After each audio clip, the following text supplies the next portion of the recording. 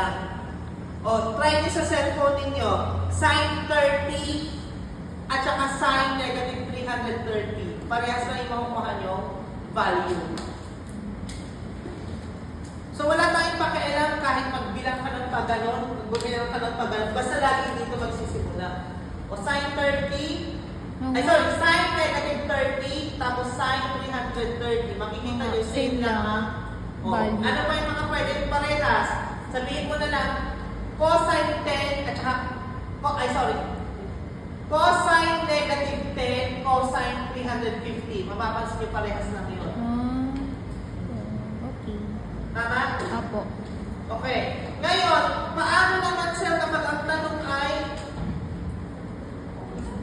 turo ko na lahat. Ito lang yung pinaka-important natin kasi pag alam nyo na ito, magagamit nyo na yan.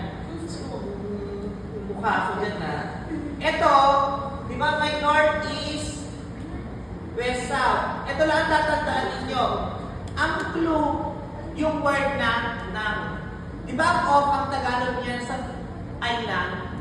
Kasi di ba meron kayo kanya north of east. Parang gano'n. So, ibig sabihin, north ng east. Papunta ka ng north, galing ka ng east. So, kunyari, pag sinabi natin, 40 degrees north of east. So, ito yon 40 degrees papunta dito. Nagets?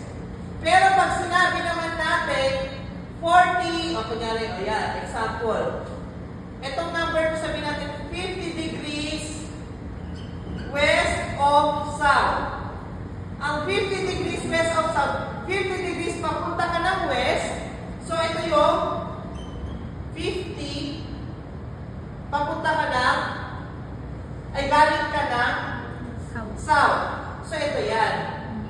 O, ito, wala ka ng problema kasi galing na siya dito. Pero pag ito ang angle mo, may problema ka kasi dapat dito siya manggaling bago mo gamitin yung equations na tinuro ko. Pero yung equations na yun, hindi ka na gagamit ng sine o hindi ka na gagamit ng opposite. Wala ka ng right triangle. Okay? Automatic laging tama yun. Pati sine laging tama. Okay? Wala ka ng problema doon. Ngayon, itong 50 na to, ano mangyayari? Kailangan mong galing dito, di ba? So, kailangan mo kunin. Ano yung angle mula dito hanggang dyan? So, ano ba yung kada N? Ang isang N ay 90. So, 90, isa pang 90, yan pa? 40. 40. Bakit 40? Kasi yung L mo, kinain na yung 50. Ilan na lang natira? 40. 40. So, 90 plus 90, 180 plus 40. So, ito ay equal lang din sa 220 degrees. Or, pwede rin kung sabihin na equal siya sa negative 140. Paano siya naging negative 140? Negative 90 yung unang L plus additional pa na negative 50 kasi pag ang ikot mo.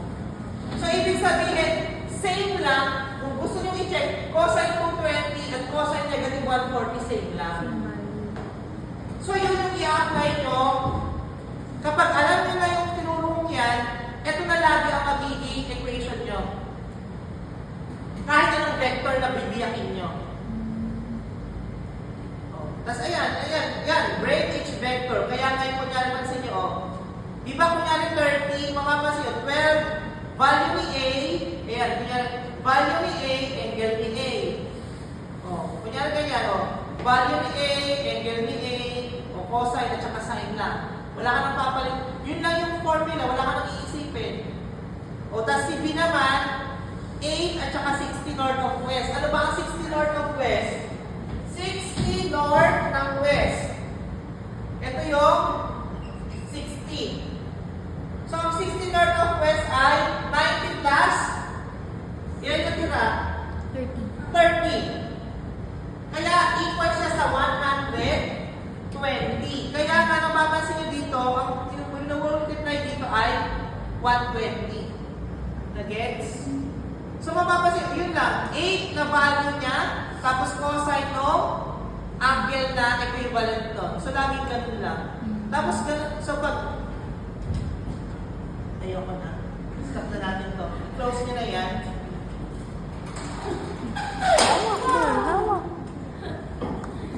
Ganito lang. So, ibig sabihin, kung may A ka, may B ka, may dagdag ka pa, or sabihin natin C, ganito lang yan. Una mong gagawin, kunin mo si AX at saka AY, kunin mo si BX, BY, kunin mo si CX, CY. Kung meron ka pang dagdag, ilagyan mo pa ng D. Ang next is, paano ito kunin? Yung formula na binigay ko, tapos yung angle laging dapat laging dito ang 0 degrees. Ngayon, ang gagawin mo, i-add mo yan,